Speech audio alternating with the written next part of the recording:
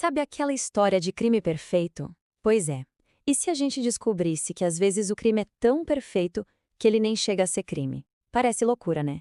Mas é exatamente isso que vamos entender hoje. Existem situações em que uma pessoa planeja tudo, tem a pior das intenções, executa o plano, mas, no fim das contas, legalmente não aconteceu nada. É uma parte super fascinante e bem real do nosso direito penal. Olha só que doideira essa pergunta. O que acontece se alguém tenta, sei lá, atirar numa pessoa que já morreu? É, isso mesmo, uma pessoa que já está morta. Parece até uma pegadinha, mas a resposta para essa pergunta abre uma porta incrível para a gente entender como a lei pensa sobre o que é um crime de verdade. Então, para desvendar esse mistério, a gente precisa mergulhar um pouquinho no que os especialistas chamam de teoria do crime. E é justamente aí que encontramos um conceito que explica direitinho por que algumas tentativas, por mais mal intencionadas que sejam, simplesmente não contam como crime para a lei. E o nome desse conceito é, bem, autoexplicativo: crime impossível. Também é conhecido pelo nome técnico de tentativa inidônea, mas a ideia é a mesma.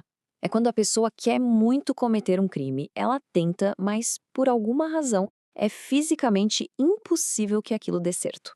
Não importa a intenção dela, simplesmente não dá. A palavra mágica aqui é essa: impossível. E isso não é só teoria, não. Tá lá escrito na lei, no nosso Código Penal. O artigo 17 diz exatamente isso. Ele fala que a tentativa não é punida quando o crime é impossível de acontecer por dois motivos. É bom guardar essas duas expressões: ineficácia absoluta do meio e impropriedade absoluta do objeto. Elas são os dois pilares que seguram toda essa ideia. Certo, mas o que exatamente significam esses termos com nomes complicados? Vamos ver isso agora com os exemplos que deixam tudo bem claro. É aqui que a coisa fica interessante e bem prática. Olha só que legal essa comparação. De um lado, a impropriedade do objeto. Lembra da nossa pergunta sobre atirar em quem já morreu? Então, o objeto do crime de homicídio é a vida da pessoa. Se a pessoa já está morta, não existe mais esse objeto. Logo, o crime é impossível por causa do alvo. Agora, olha o outro lado. Ineficácia do meio.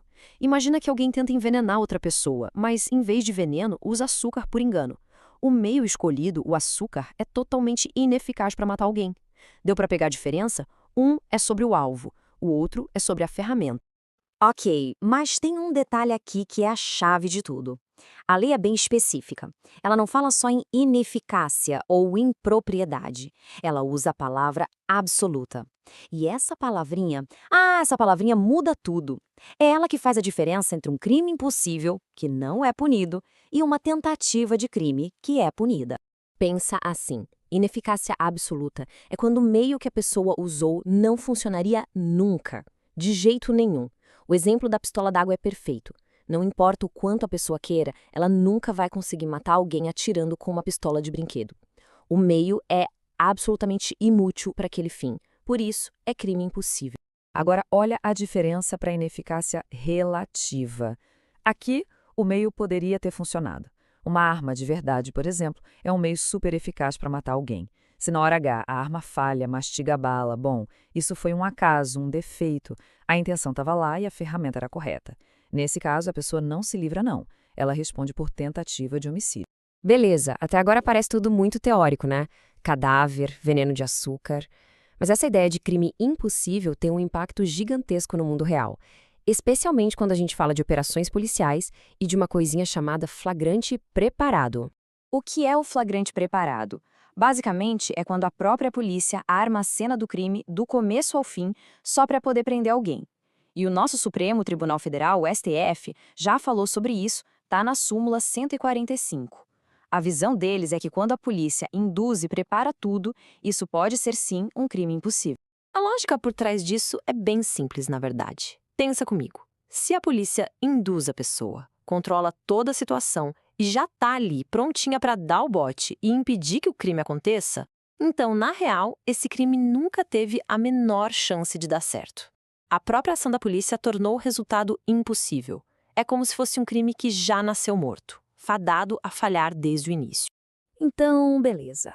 A gente já falou de atirar em defunto, de envenenamento com açúcar e de flagrante armado pela polícia. Depois dessa viagem toda, qual é a grande moral da história? A grande lição é esta. Para o nosso direito, só ter uma má intenção não basta. Não mesmo. Para alguém ser punido por uma tentativa, o crime precisava ser pelo menos possível de acontecer. O nosso sistema escolhe não punir só o pensamento ruim. Precisa ter existido um perigo real, concreto para a sociedade. Se esse perigo nunca foi real, não tem por que punir. E para fechar, fica essa provocação para a gente pensar. Se a lei decide não punir esses atos impossíveis, o que isso revela sobre o objetivo da punição? Será que o papel da justiça é penalizar os maus pensamentos, a intenção ruim? Ou será que é, na verdade, prevenir danos que realmente poderiam ter acontecido? É uma questão bem profunda, né? Fica aí para a gente refletir. Então ficamos por aqui, curte, comente e compartilhe. Até o próximo vídeo. Acadêmico Marcos André Zeninte dos Santos Galvão, Academia de Direito.